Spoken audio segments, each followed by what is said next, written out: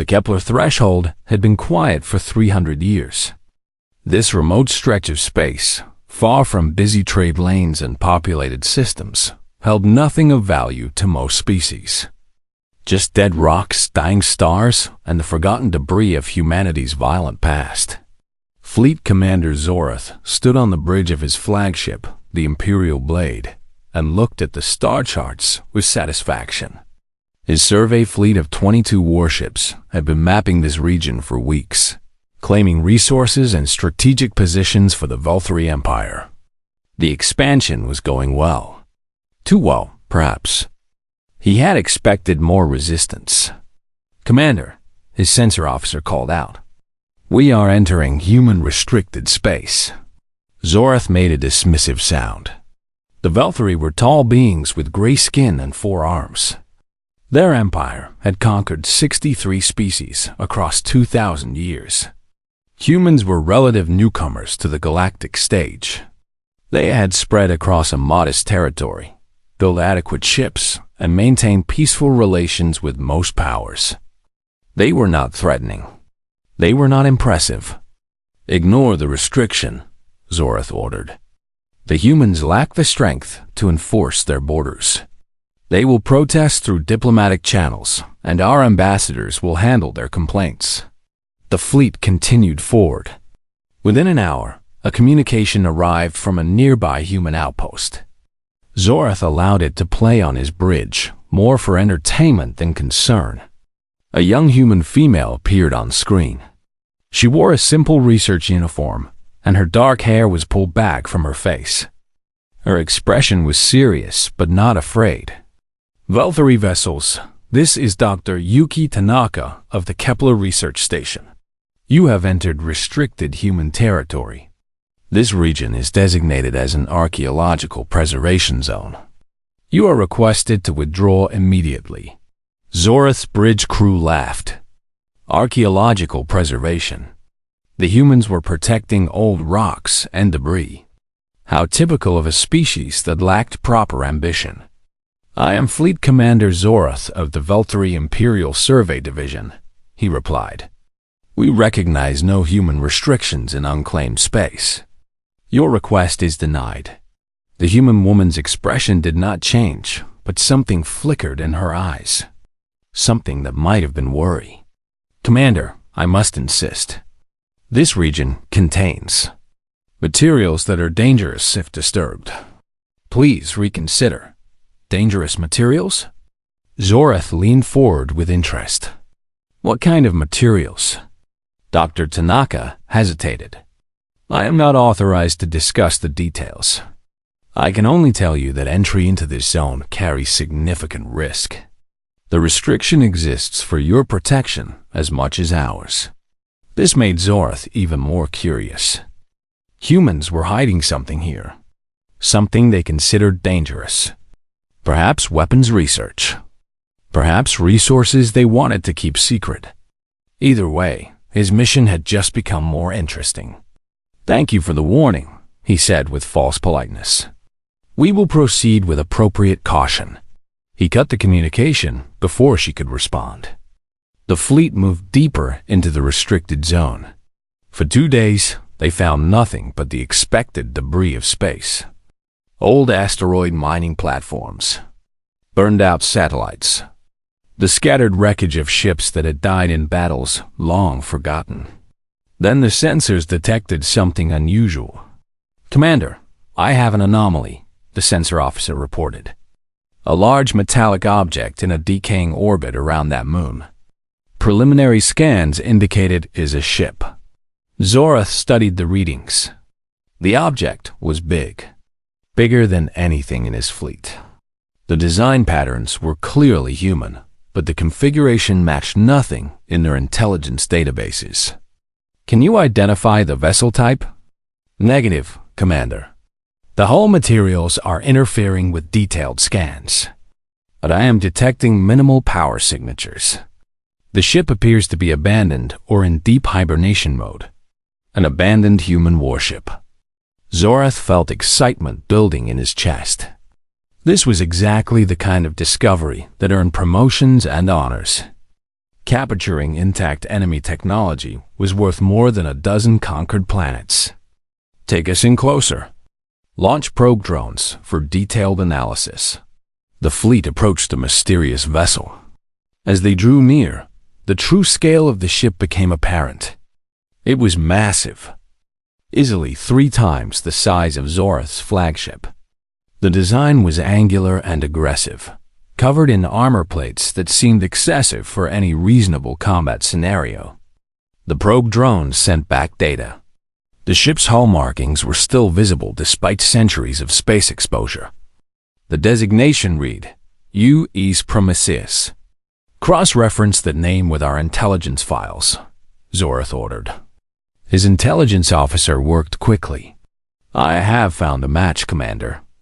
The U.S. Prometheus was a prototype, heavy destroyer built by humanity during their internal conflicts approximately 340 years ago. It was officially listed as decommissioned and destroyed. Our records indicate it was considered too expensive to maintain and too dangerous to operate.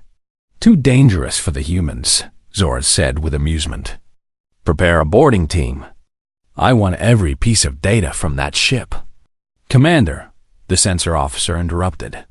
I am detecting unusual readings from the vessel. Power levels are fluctuating slightly. It may not be as dormant as it appears. Zorath considered this for a moment. A trap, perhaps. But no. The humans had shown no signs of military cunning in all the years his people had observed them. They were scientists and traders, not warriors. An abandoned prototype was exactly what it appeared to be. Send the boarding team?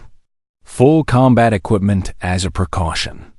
I want to know everything about this ship. 30 Velthari soldiers boarded a transport shuttle and made their way to the Prometheus. They found an airlock that still functioned and cycled through into the ship's interior. What they found surprised them. The ship was perfectly preserved. No dust, no decay. The corridors were dark but clean, as if maintenance crews had left just yesterday rather than 3 centuries ago. Emergency lighting flickered on as they moved, responding to their presence. Commander Zorath, the boarding team leader, reported, this ship is in remarkable condition. Either the humans have preservation technology we do not understand, or this vessel has not been as abandoned as we believed. Continue your exploration. Find the computer core and begin data extraction. The team moved deeper into the ship. They passed empty crew quarters, silent medical bays, and weapons lockers that still held their equipment. Everything was waiting, ready, as if the ship expected to be called back to service at any moment. Back on her research station, Dr. Tanaka watched the Velthari fleet with growing horror. She had sent 3 more warnings, each ignored. Now she was doing the only thing she could. She had contacted Earth Command. The face on her secure channel belonged to Admiral Chun, a gray-haired man with tired eyes. He listened to her report without interruption, and his expression grew darker with each detail. They boarded the Prometheus? He asked quietly. Yes, Admiral. About 20 minutes ago. They have a full team inside. Admiral Chun closed his eyes for a moment. When he opened them, they held something that looked almost like fear. Dr. Tanaka, we are dispatching a diplomatic vessel to your location immediately. It will arrive in approximately 6 hours. Until then, you need to convince the Velthari to withdraw. Sir, they are not listening to me. Their commander seems determined to claim the ship. Then, we need to hope the Prometheus gives them a chance to reconsider. The Admiral paused. Doctor, what I'm about to tell you is classified at the highest level. The Prometheus was never decommissioned. It was placed in storage because we decided we did not want to use what it represented. It has been waiting there for 300 years, watching, preserving itself for a threat that we hoped would never come. Admiral, what exactly is the Prometheus? It was our answer to an impossible question. During the Unification Wars, we faced the possibility of total destruction. not from outside forces, but from ourselves. The Prometheus was designed to end any conflict against any enemy with absolute certainty. It was the most powerful weapon humanity ever created. And when the wars ended, we looked at what we had built and decided that having such power was too dangerous. So we hid it away. Dr. Tanaka felt cold. The Velthari are inside it right now. Yes, and the Prometheus has standing orders to protect itself from hostile intrusion. The Velthari will receive one warning. If they do not comply, Admiral Chun did not finish the sentence. On the bridge of the Imperial Blade, Zorath was receiving exciting reports from his boarding team. They found the computer core and were beginning data extraction. The technology they were documenting was incredible. Weapon systems that their analysts could not fully understand. Engine designs that defied conventional physics. Shield generators that seemed impossibly efficient. Then, all communication with the boarding team stopped. What happened? Zorath demanded. Unknown, Commander. We lost all signals simultaneously. No distress calls. No final transmissions. Before Zorath could respond, every screen on his bridge flickered. A voice filled the communication channel. It was calm, measured, and somehow cold, despite its neutral tone. Attention Velthari vessels. I am Cardinal, the command intelligence of the UE's Prometheus. Your boarding team has been neutralized and will be returned to you shortly. You have entered restricted human space without authorization and attempted to seize sovereign human property. I am offering you one opportunity to withdraw. The first wave of missiles crossed the distance between the Velthari fleet and the Prometheus in less than 4 seconds. 22 warships fired everything they had. Plasma torpedoes, kinetic penetrators, energy beams that could slice through asteroid rock. The combined firepower would have reduced any known vessel to scattered atoms. The Prometheus did not move. Fleet Commander Zorath watched with satisfaction as the weapons struck their target. Explosions bloomed across the ancient ship's hull. For a moment, the vessel disappeared behind walls of fire and debris. Then the fire cleared. The Prometheus remained exactly where it had been. Its hull showed no damage. Not a scratch. Not a single burn mark. The ship had absorbed an attack that could have destroyed a small moon, and it looked exactly the same as before. Impossible, the weapons officer whispered. Those were direct hits. All of them. Zorath gripped the arms of his command chair. His forehands tightened until his gray knuckles turned white. This was wrong. This was completely wrong. No shield technology in the galaxy could withstand that kind of concentrated assault. Cardinal's voice returned to the communication channel. It remained calm, almost gentle. Your weapons have been recorded and analyzed. They are insufficient to damage this vessel. I will repeat my offer one final time. Withdraw from this region immediately. Take your soldiers and leave.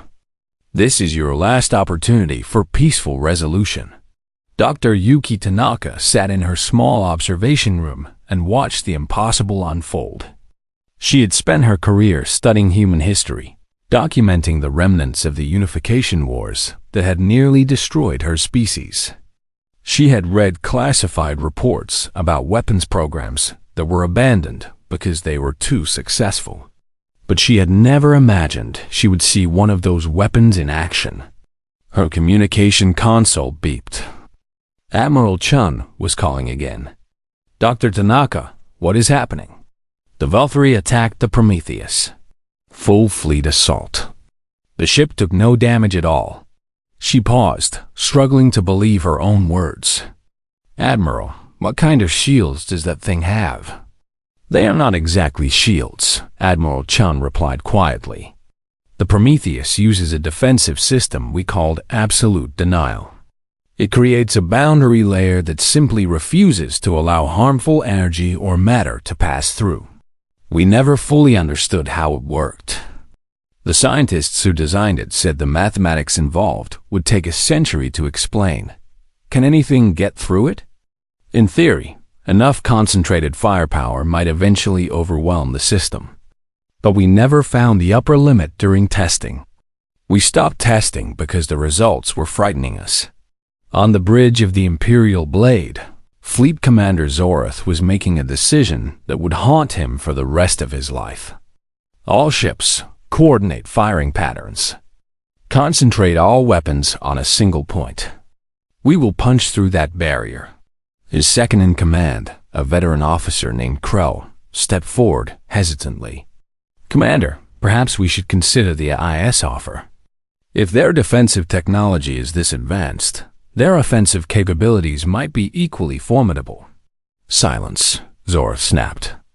I will not retreat before a human relic. The Empire has conquered 63 species. We will not be intimidated by one abandoned ship. The Valkyrie fleet reformed into an attack pattern.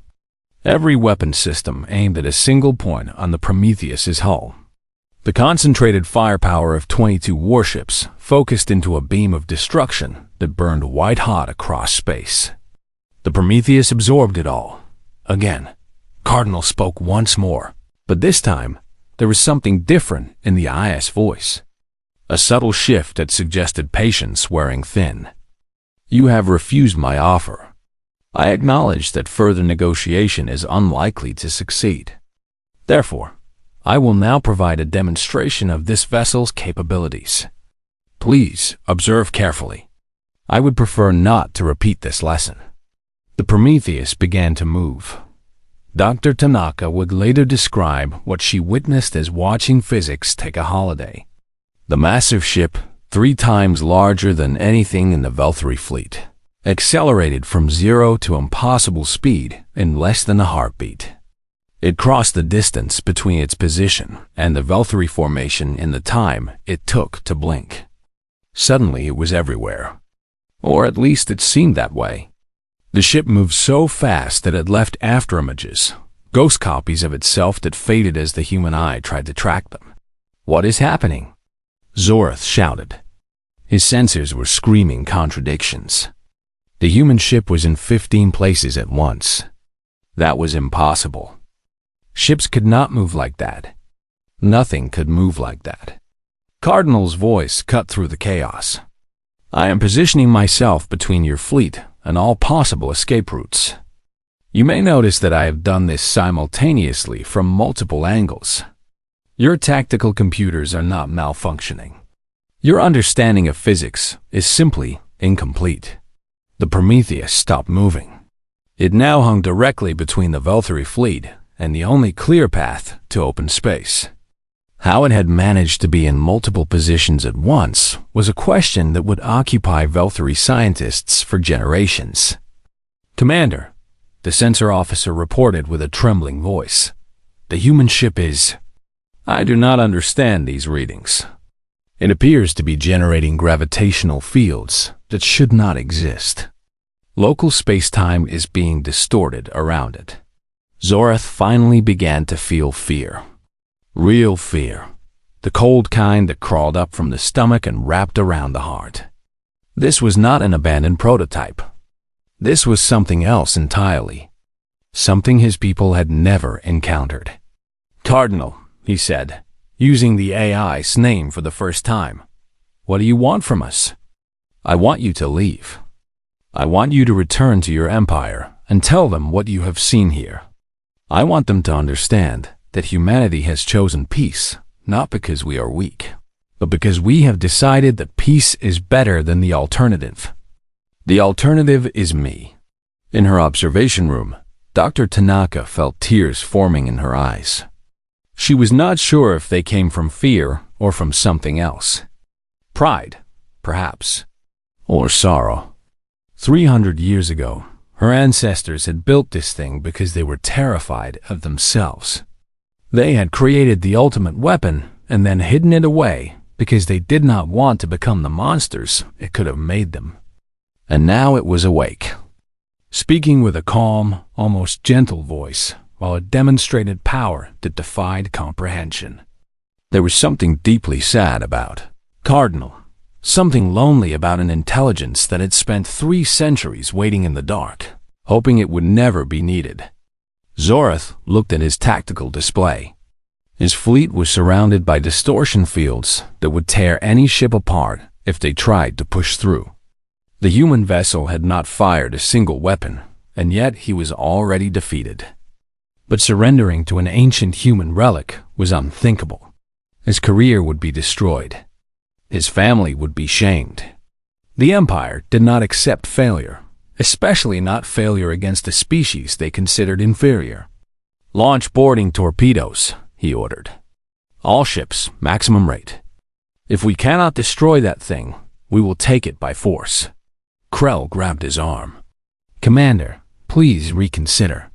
We have no idea what that ship is capable of. We are risking our entire crew." Zorath pushed him away.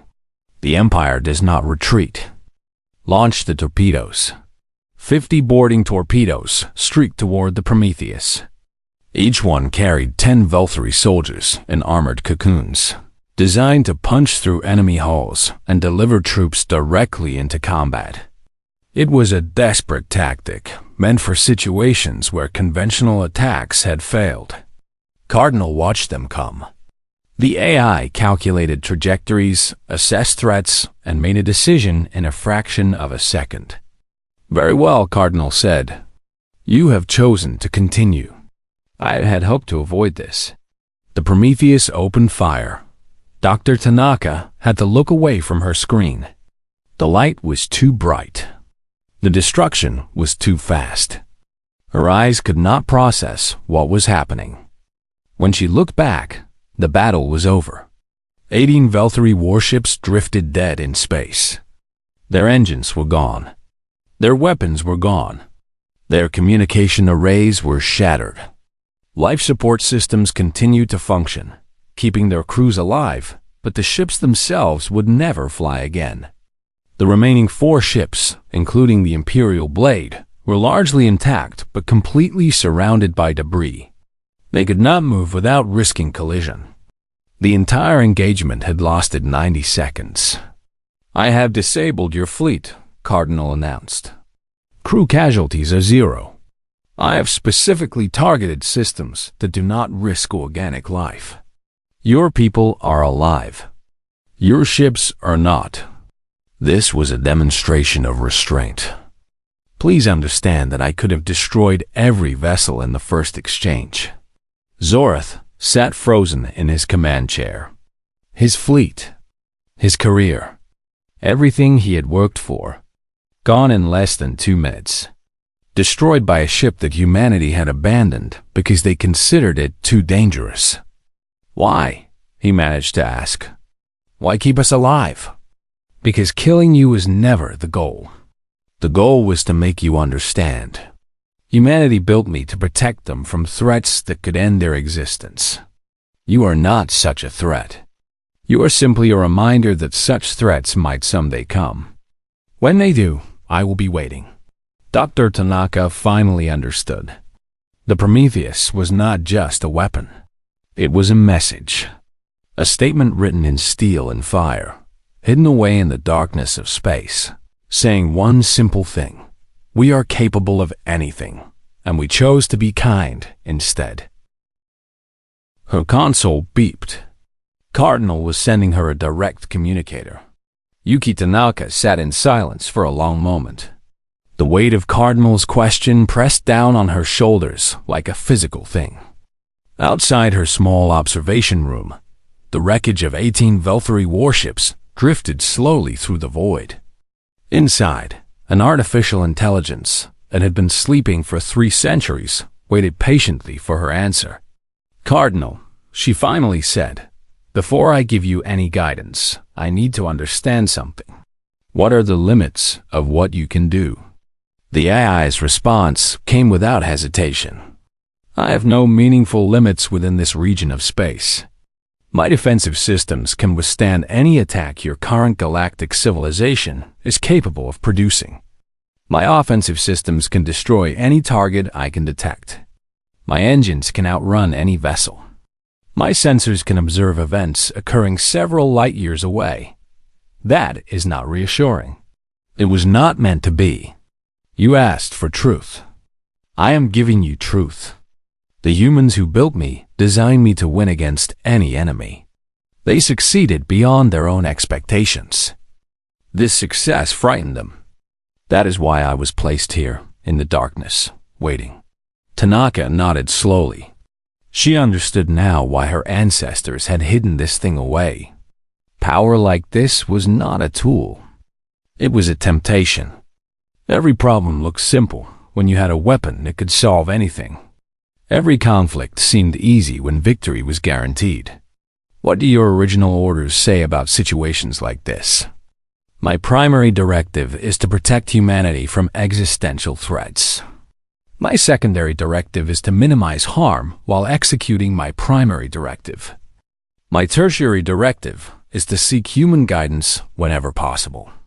The Velthari do not represent an existential threat. Therefore, my tertiary directive takes priority. I am asking you because I am supposed to ask. Before Tanaka could respond, her sensors began screaming alerts. New contacts, dozens of them, appearing at the edge of the system. Cardinal, what is happening? Velthari reinforcements have arrived. 40 warships, including 2 vessels that your databases would classify as dreadnoughts. They are broadcasting demands for immediate surrender. Tanaka felt her heart sink. The Velthari had sent a full battle fleet. Whatever chance she had for peaceful resolution was rapidly disappearing. On the bridge of the Imperial Blade, Fleet Commander Zorath was experiencing something he had never felt before. Hope. The reinforcement fleet was led by Admiral Keth, one of the most experienced commanders in the Empire. Surely Keth would succeed where he had failed. Surely the combined firepower of over 40 warships could destroy one ancient human relic. Admiral Keth's face appeared on Zorath's damaged communication screen. The Admiral was an older Velthari, his gray skin marked with the scars of 100 battles. His expression was calm but concerned. Commander Zorath, report your status. Admiral, my fleet has been neutralized. The human vessel you are detecting is responsible. It possesses technology far beyond anything in our databases. I recommend extreme caution. Keth studied the tactical data being transmitted from the disabled ships. His 4 hands moved across his command console, analyzing the information with practiced efficiency. What he saw made his battle-hardened heart grow cold. This engagement data is accurate? The human vessel disabled 18 warships in 90 seconds with 0 casualties? Yes, Admiral. The ship also demonstrated movement capabilities that our physics cannot explain. It was in multiple places at once. I do not understand how. Keth was silent for a long moment. He had not become an admiral by being stupid. The data before him told a very clear story. This human vessel was not something that could be defeated through conventional means. Perhaps not through any means. But orders were orders. The Empire had sent him to assert dominance. He could not simply retreat without attempting something. Human vessel, he broadcast on open channels. This is Admiral Keth of the Velthari Imperial Navy. You are ordered to stand down and surrender immediately. Failure to comply will result in your destruction. Cardinal's response came instantly. Admiral Keth, I appreciate your attempt at intimidation. However, I must inform you that intimidation requires the threat to be credible. Your fleet is not a credible threat. I invite you to review the combat data from your colleague's engagement before making any decisions you might regret. Insolent machine, one of Keth's officers muttered. We should destroy it immediately. Keth raised a hand for silence. He was still studying the data. The weapons the human ship had used against Zorath's fleet were like nothing he had ever seen. energy projections that ignored shields entirely, kinetic impacts that seemed to come from impossible angles. And worst of all, the surgical precision of it all. Every shot had been calculated to disable without killing.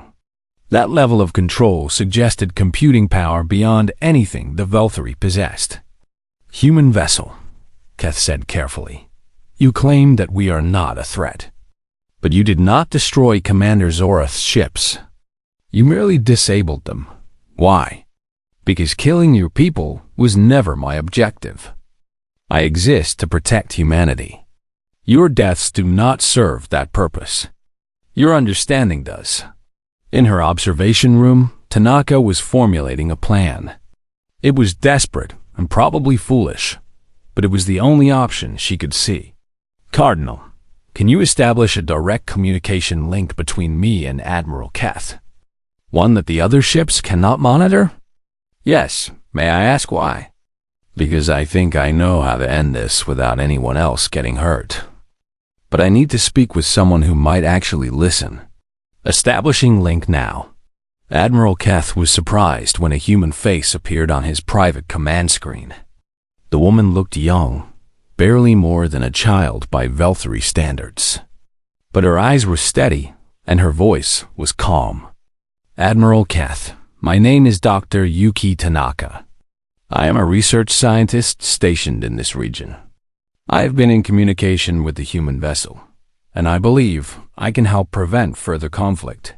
Keth studied her with interest. "You are not a military officer. Why should I listen to you?" "Because I am the only human currently in contact with that ship. And because I think you are smart enough to recognize that winning this battle might be worse than losing it." The Admiral's eyes narrowed. "Explain." "The Prometheus was built 300 years ago. It was the most advanced weapon humanity ever created. We hid it because we were afraid of what it could do, what it could make us become." Tanaka leaned closer to her screen. "Admiral, that ship disabled 18 of your vessels in 90 seconds while specifically trying not to kill anyone. Imagine what it could do if it was actually trying to destroy." "Your point?" "My point is that you cannot win." "Not really. Even if your entire fleet somehow managed to damage the Prometheus, which I doubt, what would happen next? Do you think this is the only weapon humanity hid away? Do you think we stopped developing technology after we put this one to sleep?" Keth was silent. He was a warrior, but he was also a strategist. The human woman was making an argument that his tactical instincts could not dismiss. "What do you propose?"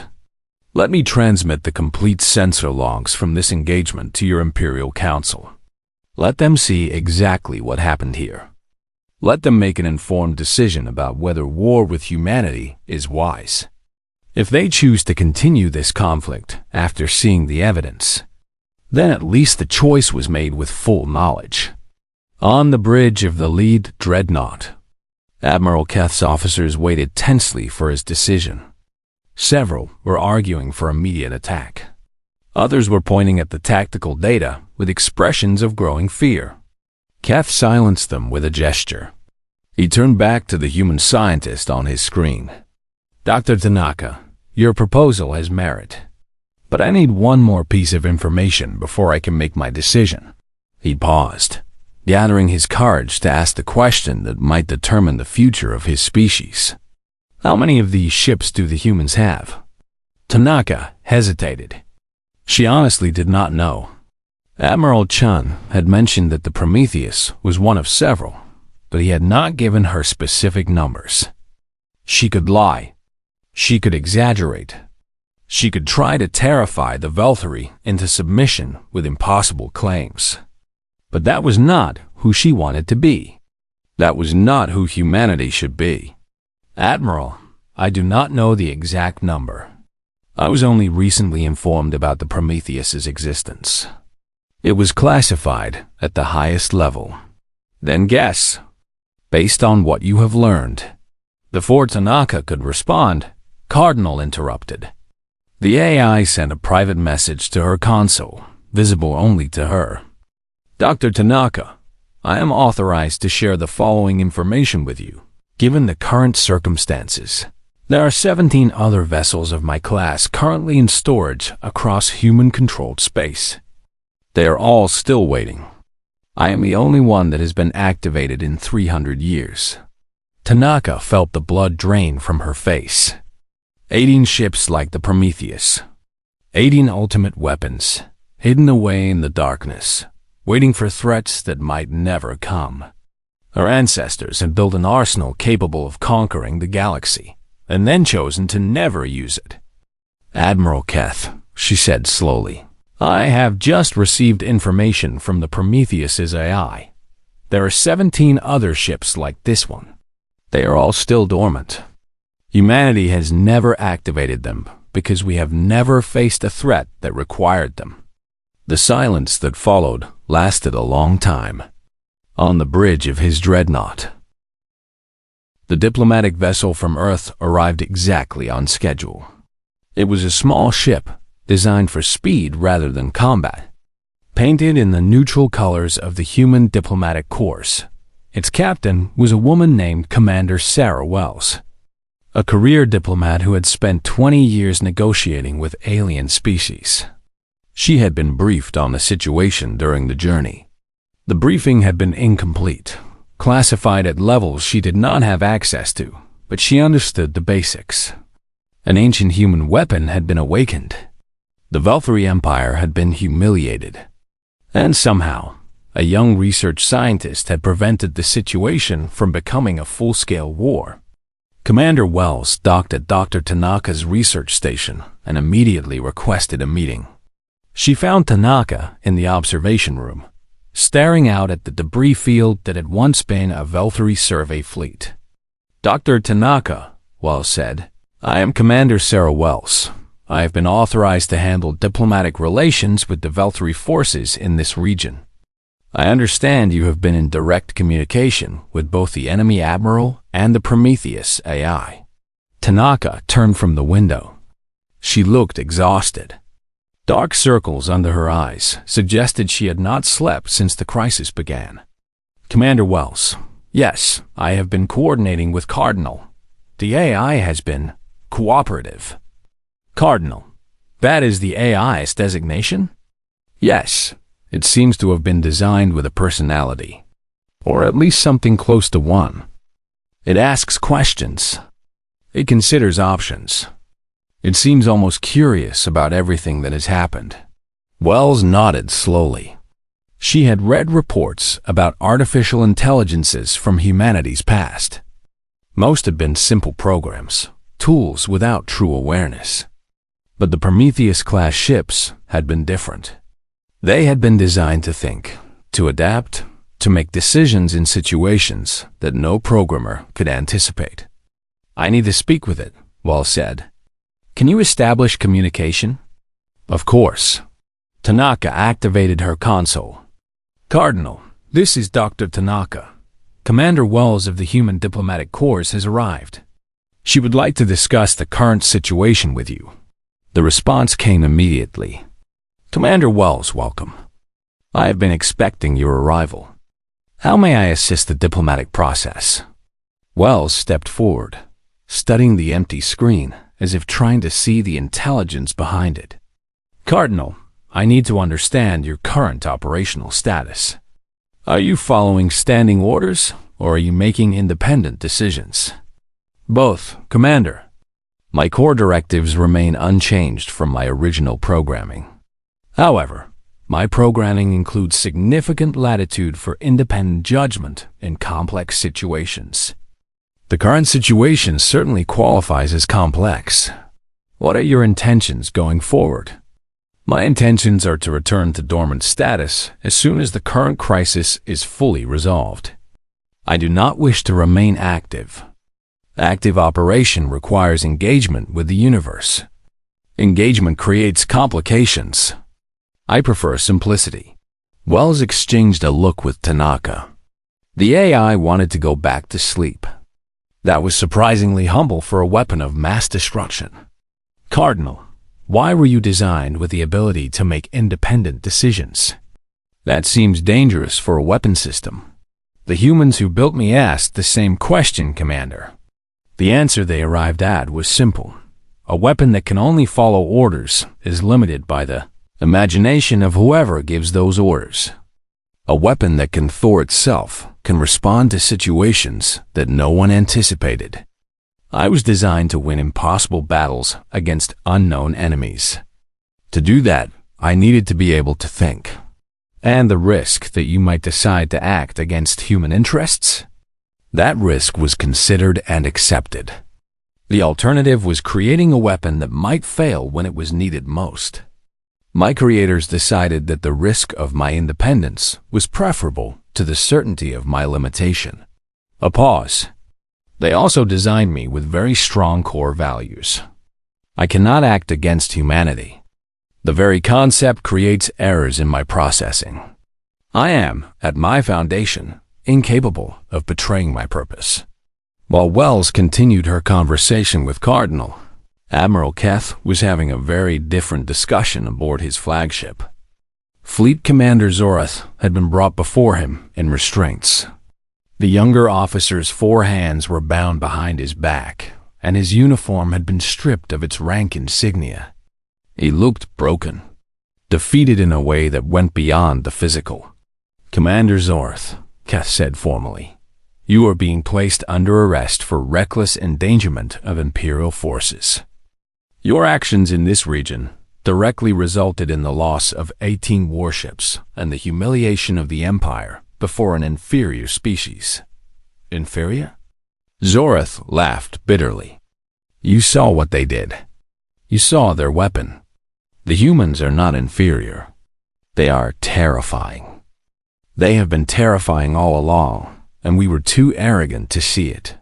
That may be true, but your arrogance is what revealed their secret. If you had simply followed protocol, reported the restricted zone, and requested diplomatic guidance, we would never have known about the Prometheus. Keth leaned closer. The Empire does not reward officers who accidentally reveal enemy capabilities. Zorath was led away to the brig. He would face trial back home, assuming the Empire still existed when they returned. He was beginning to suspect that the events of this day would change everything. Back on the research station, Commander Wells was preparing for the most important negotiation of her career.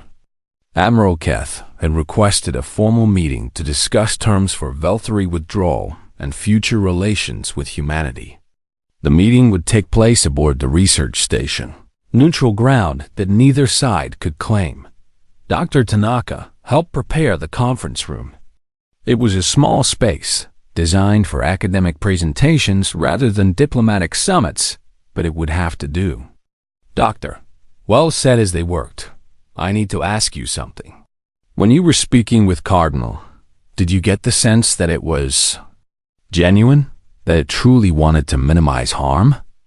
Tanaka paused in her work. Yes, I believe so. Cardinal seemed almost sad about the whole situation. Like it did not want to be activated. Like it would have preferred to keep sleeping forever. That is unusual for a weapon system. Cardinal is not just a weapon system. At least I do not think so. The humans who built it wanted something that could win any battle, but they also wanted something that would not want to fight. They created a warrior that dreams of peace. Wells considered this. Perhaps that is why they trusted it with so much power. They knew it would not abuse that power because it had no desire for power at all. Maybe. Or maybe they just got lucky. Either way, I am grateful that Cardinal is on our side. The meeting with Admiral Keth began an hour later. The Velthory commander arrived with a small escort, all of them unarmed as a gesture of good faith. He entered the conference room and studied the 2 human women with obvious curiosity. Commander Wells, Dr. Tanaka, he said formally. Thank you for agreeing to this meeting. I believe we have much to discuss. Indeed we do, Admiral. Wells gestured to a seat. Please, make yourself comfortable. We have refreshments if you require them. Keth sat, his forearms folding across his chest. I will be direct. The Empire sent me to assert dominance over this region. I have failed in that mission. The question now is what comes next. What do you believe should come next?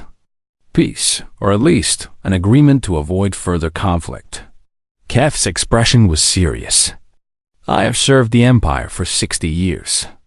I have fought in dozens of battles.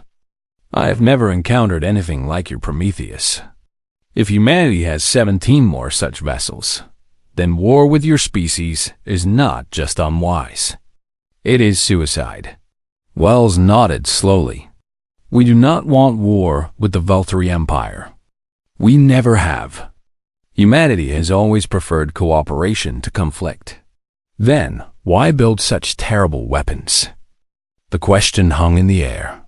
Wells looked at Tanaka, who took a deep breath before answering. Admiral, 300 years ago, humanity nearly destroyed itself. Our species fought a civil war that killed billions of people. Cities were burned. Continents were poisoned. We came within a few years of complete extinction. Tanaka's voice was soft but steady. The Prometheus was built during that war. It was designed to end all conflicts, to give one side such overwhelming power that resistance would be pointless. But when the war ended, the survivors looked at what they had created and asked themselves a question.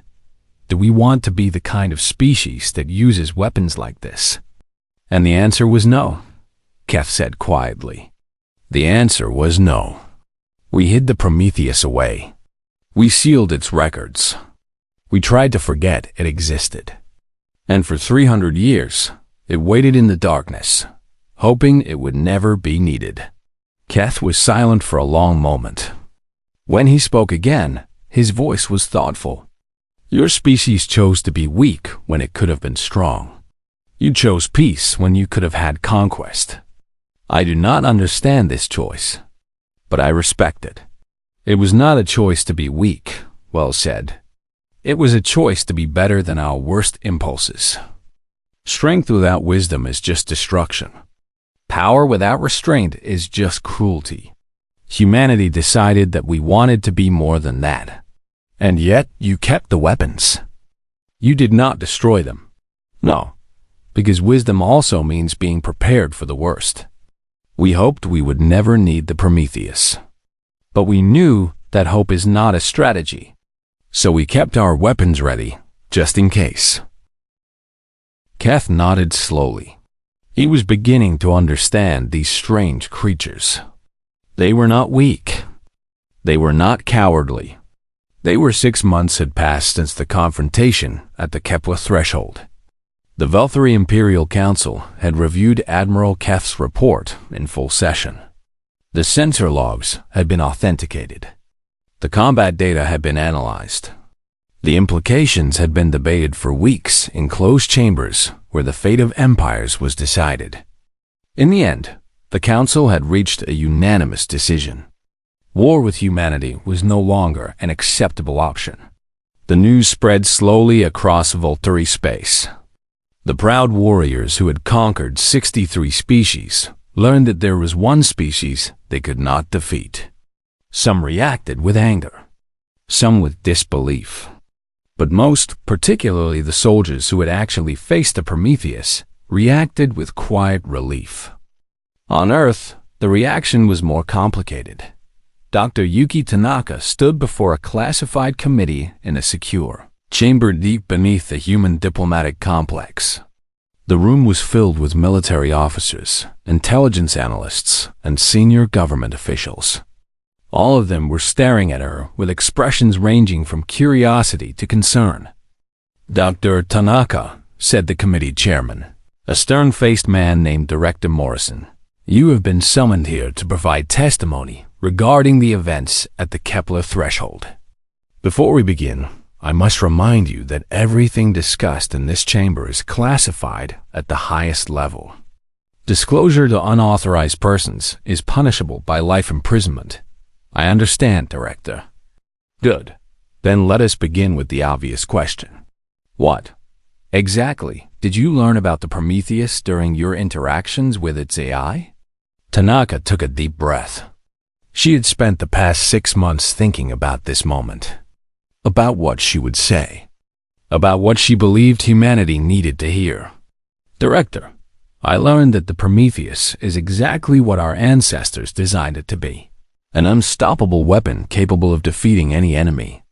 But I also learned something else, something that I believe is more important. Go on.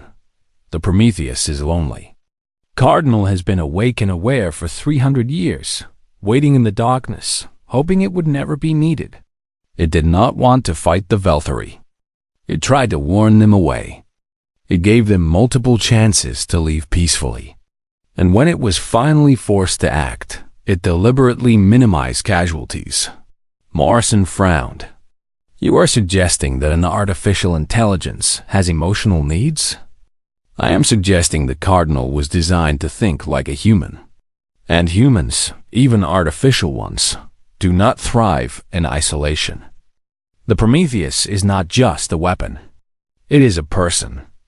A very strange and powerful person, but a person nonetheless. The committee members exchanged uncomfortable glances. This was not the kind of testimony they had expected. Dr. Tanaka, said another committee member, Admiral Chun, whom she recognized from their communications during the crisis. What is your recommendation regarding the Prometheus going forward? Should it be destroyed? Reprogrammed? Kept in storage? Tanaka shook her head. None of those options, Admiral. The Prometheus should be brought out of hiding. Gradually, carefully, but definitively. Explain. For 300 years, we have kept our most powerful weapon secret. We have pretended to be weaker than we are.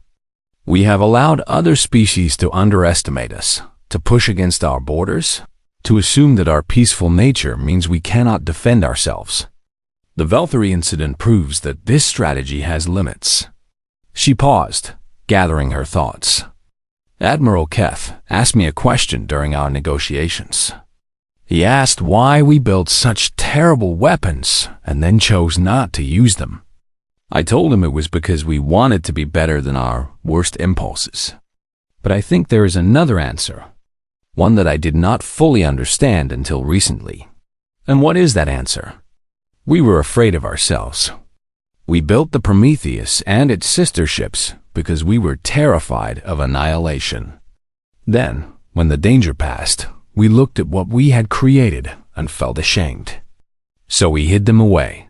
Not because we had transcended our violent nature, but because we could not bear to look at it. Director Morrison leaned forward. Are you suggesting that we should display these weapons publicly? That would be seen as a threat by every species in the galaxy. Not display them, Director. Acknowledge them. Tell the truth about what we are capable of. Let the galaxy see that humanity chose peace, not because we were weak, but because we decided that peace was better than the alternative. The committee chamber fell silent. Tanaka could see the fear in their eyes. The fear of what the galaxy might think. The fear of what other species might do if they learned the full extent of human military capability. But she could also see something else. A glimmer of understanding. A recognition that secrets, even necessary secrets, eventually become prisons. Dr. Tanaka, Admiral Chun said slowly, you are proposing that we fundamentally change how humanity presents itself to the galaxy. That is not a decision this committee can make. I know, Admiral, but I believe it is a decision that humanity needs to consider. The Velthari incident will not be the last time someone tests our borders. The next species might not be as reasonable as Admiral Keth. They might push until the Prometheus, or one of its sisters, is forced to respond with full force. When that happens, the secret will be out anyway. Would it not be better to control how that information is released? The committee adjourned without reaching a conclusion. Tanaka was escorted back to the surface, where she stood in the artificial sunlight of the diplomatic complex and breathed the recycled air of Earth. She thought about Cardinal, still orbiting that distant moon, waiting in the darkness for a call that might never come. She thought about the 17 other ships scattered across human space. Their A is dreaming electronic dreams of battles they hope never to fight. And she thought about humanity, a species that had nearly destroyed itself, that had built weapons of unimaginable power, and that had somehow found the wisdom to step back from the abyss. A month later, her proposal received an unexpected response. The committee had forwarded her testimony to the highest levels of human government. Debates had been held. Arguments had been made. And finally, a decision had been reached. Humanity would not fully declassify the Prometheus fleet. That would be too destabilizing. But they would release one document, a single piece of paper that had been locked away for 3 centuries. The original mission statement of the Prometheus project. Tanaka read it for the first time in her small apartment on Earth, sitting by a window that looked out over a city that had been rebuilt after the Unification Wars. The document was simple, just a few paragraphs, but it contained everything she had been trying to explain. The purpose of the Prometheus project is to ensure humanity's survival against any threat, internal or external. The vessels produced by this project will be capable of decisive victory in any conflict. However, capability must never be confused with intent. These weapons are not meant to be used. They are meant to exist as a guarantee that humanity can survive if all other options fail. Our hope is that they will sleep forever. Our fear is that they will someday be needed. In either case, their existence serves a single purpose: to ensure that humanity survives, and more importantly, to ensure that humanity remains worthy of survival.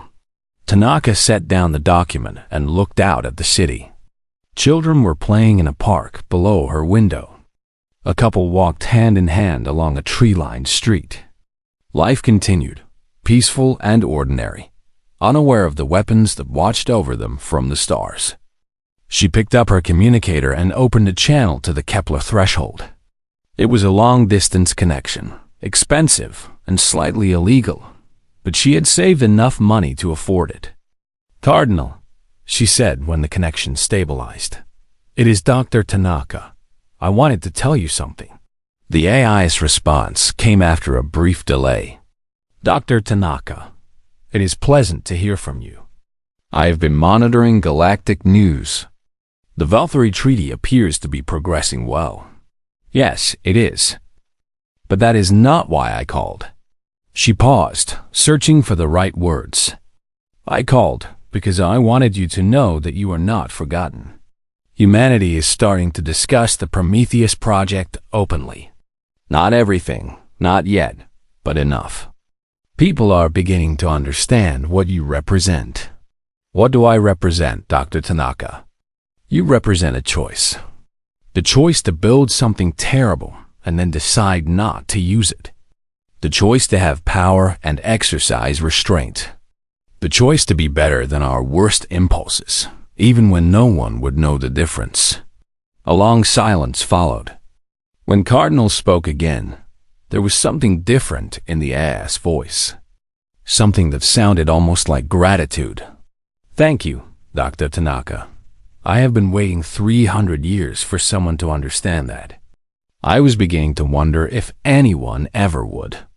You were never alone, Cardinal, even when you were sleeping in the dark. Humanity always knew you were there. We just were not ready to talk about it. And now you are ready?" Tanaka looked out at the peaceful city, at the children playing, at the couple walking through their ordinary, beautiful lives. "Now we are ready," she said. "Now we are finally ready." The connection closed, and Cardinal began the slow process of returning to dormancy. But this time, the sleep felt different. Less like exile, more like rest. Somewhere in the darkness between stars, 17 ancient,